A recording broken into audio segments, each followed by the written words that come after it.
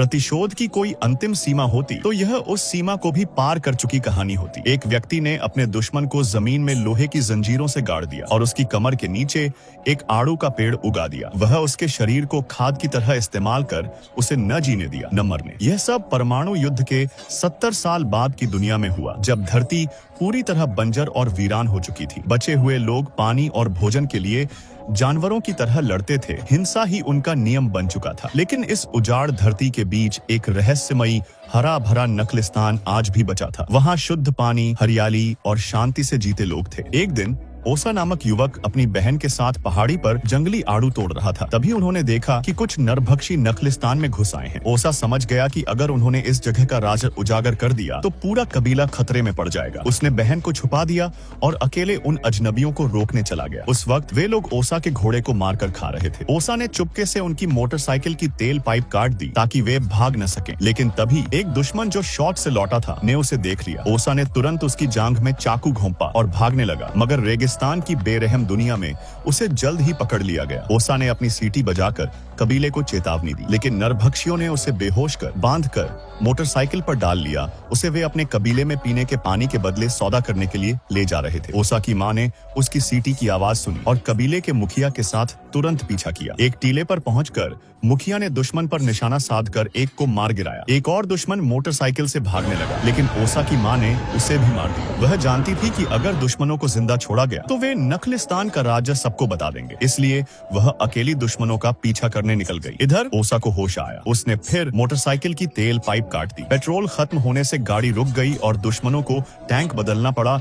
इसने मां को पकड़ने का मौका दे दिया। वह एक ऊंचे टीले पर पहुंचकर अपनी स्नाइपर राइफल से निशाना साधने लगी और एक और दुश्मन को ढेर कर दिया। लेकिन आखिरी दुश्मन ने ओसा को ढाल बना लिया, जिससे वह नहीं मार सकी। वे ओसा को लेकर अपने कबीले में लौट आए। वहां एक नरभक्षी गर्व से चिल्लाया कि उसे नखलिस्तान का सुराग मिल गया है और यह लड़की ही उसका प्रमाण है। कबीले का उपमुखिया यह सुनकर बहुत लालची हो गया। उसने सोचा कि वह यह खबर खुद मुखिया बाप को बताएगा और खुद कबीले का अगला सरदार बन जाएगा। लेकिन जैसे ही वह खबर देने गया, ओसा ने मोटरसाइकिल के पहिए में हड्डी की रस्सी फंसा दी, जो सीधा उस नरभक्षी की गर्दन से लिपट गई और उसकी मौत हो गई। ओसा की मां दूर से देख रही थी और अपने बेटे पर गर्व कर रही थी। लेकिन अब उपमुखिया खुद ओसा को लेकर बाप के पास गया। बाप ओसा को देखकर हैरान हुआ और पूछा कि वह कहां से आया है। जब कोई जवाब नहीं मिला तो बाप ने एक घायल नरभक्षी को बुलाया और कहा कि वह रेत पर नखलिस्तान का नक्शा बनाए। लेकिन जैसे ही वह इशारा करने वाला था, ओसा ने उसे लात मारकर मार डाला। अब सिर्फ ओसा ही जानता था कि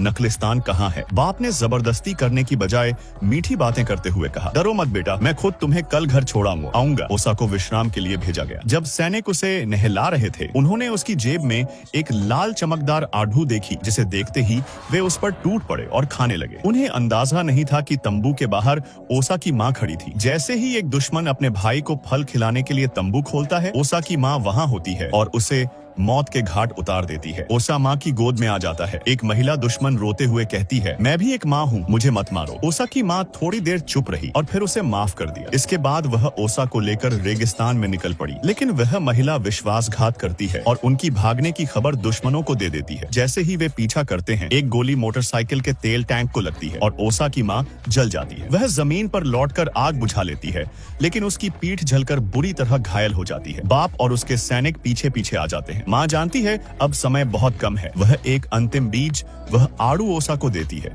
और कहती है, इसे जरूर बोना। वह ओसा को मोटरसाइकिल पर बैठाकर रवाना करती है और खुद घाटी के मुहाने पर स्नाइपर लेकर मोर्चा संभाल लेती है। वह कई दुश्मनों को मार गिराती है, लेकिन आखिर में गोलियां खत्म हो जाती हैं। फिर दुश्मनों ने उसे घेर लिया और एक चीख के साथ सब कुछ खत्म हो गया। ओसा दूर से ये सब सुनता है और वापस लौटकर अपनी मां की जान की भीख मांगता है। लेकिन बाप बेरहम था। ओसा की मां को एक सूखी पेड़ से बांध दिया गया था और खून बह रहा था। उसने अपनी आंखों से ओसा को संकेत दिया, राज मत खोलना। ओसा का दिल फटा जा रहा था, लेकिन उसने एक शब्द नहीं कहा और उसकी मां ने अपनी अंतिम सांस तक नखलिस्तान का राज किसी को नहीं बताया।